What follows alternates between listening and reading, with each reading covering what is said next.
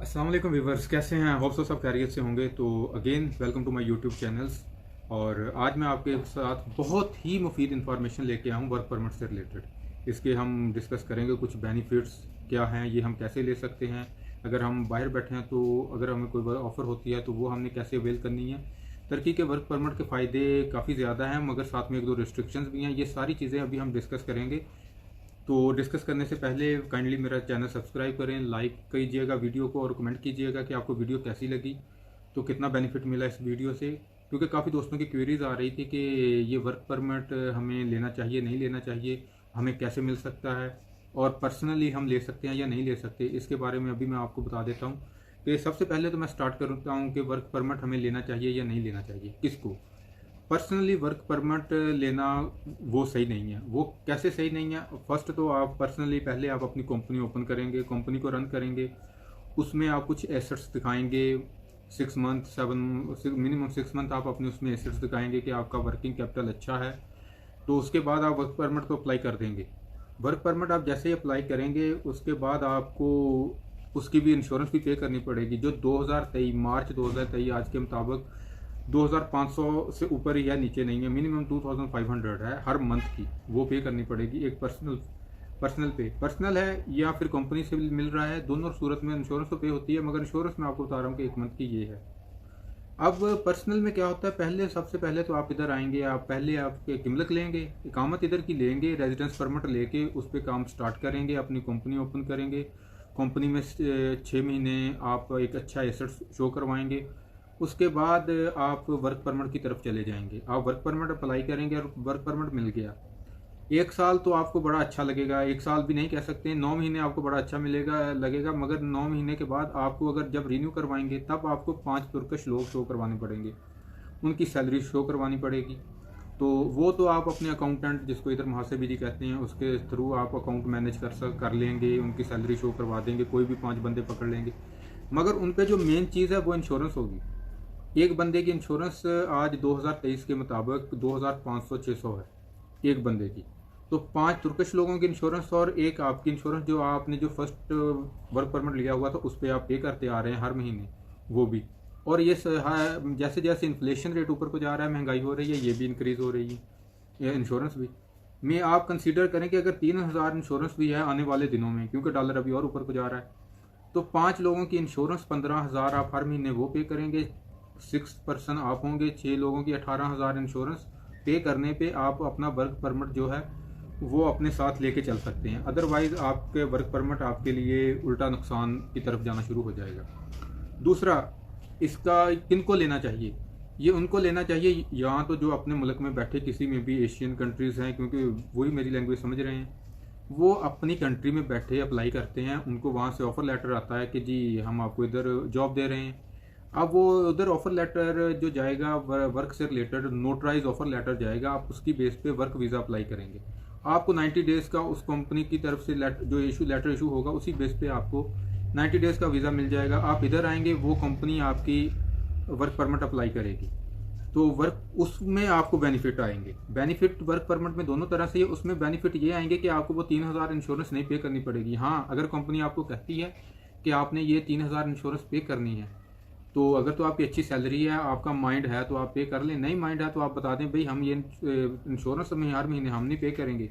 यहाँ पे 8500 सैलरी है, 3000 अगर आप इंश्योरेंस उसमें से पे कर देंगे तो 5500, जिससे मंथली यहाँ पे आप यहीं पे मुश्किल से अपना गुजारा करेंगे, या आप इसको पीछे फैमिली के लिए भी कुछ ना कुछ सेव करेंगे, नहीं हो सकेगा।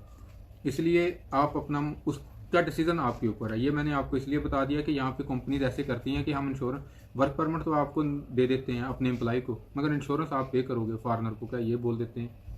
तो वो आप खुद देख लीजिएगा, मेरे मुताबिक वो नुकसान है खुद पे करना। दूसरा ये तो हो गया कि आपको कंपनी ऑफर लेटर भेज रही है, उसी बेस पे आप वर्क वीज़ा लेके आते हैं, वर्क वीज़ा भी उसी बेस पे मिलेगा।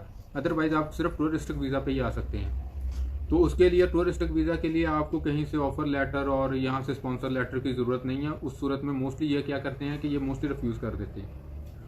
अब जो लोग ऑलरेडी इधर हैं उनके पास टीआरसी है, क्योंकि एक दो उन्होंने भी मुझसे रब्ता किया था और पूछ रहे थे कि हमें वर्क परमिट लेना चाहिए कि नहीं। मैंने उनको भी यही कहा कि यार वर्क परमिट का फ़ायदा ये है कि आप एक किस्म के हाफ नेशनल हो जाएंगे तुर्की के।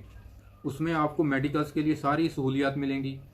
वर्क परमिट के अब ये बेनिफिट है कि मेडिकल आपका बिल्कुल फ्री हो जाएगा। इवन आपकी वाइफ, आपके बच्चों का जो 18 साल से नीचे हैं, और आपके पेरेंट्स का, और आप अपनी फैमिली का, मीन अपने बीवी बच्चों का 18 साल से नीचे और अपने पेरेंट्स का वर्क परमिट की बेस पे वीज़ा भी अप्लाई कर सकते हैं।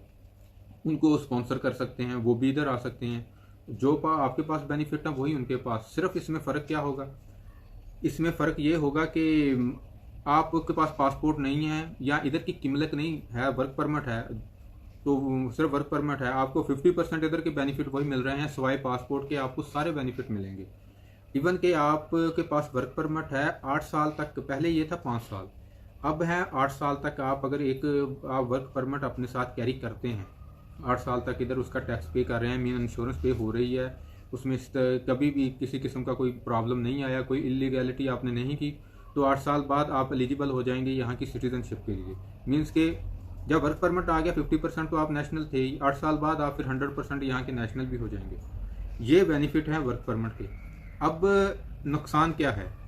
नुकसान इसका ये है, और वो सिर्फ और सिर्फ मेजर नुकसान है जो पर्सनली लेते हैं, उनको हर महीने 3000 इंश्योरेंस पे करनी पड़ेगी, ये इसका नुकसान है। और दूसरा ये कि जब आप एक पहले कंपनी बनाएंगे, उस पर आप वर्क परमिट तो ले लेंगे, लेके जब दोबारा आपको कहीं कैंसिल करनी पड़े तो आपको वो कंपनी 1 साल के लिए रन करनी पड़ेगी। दूसरा नुकसान ये है कि अगर किसी भी महीने आपने इंश्योरेंस नहीं पे की और आपको इमरजेंसी अपने मुल्क वापस जाना पड़ रहा है, तो एयरपोर्ट पे वो आपको पेनल्टी पे करनी पड़ेगी। और तीसरा नुकसान ये है वर्क परमिट का, ये छोटे छोटे नुकसान है, इनको मैं नुकसान नहीं गिनता, क्योंकि अगर आप एक ही कंपनी में, कंपनी आपको अच्छे इंसेंटिव दे रही है तो आप उसी के साथ चलते रहें।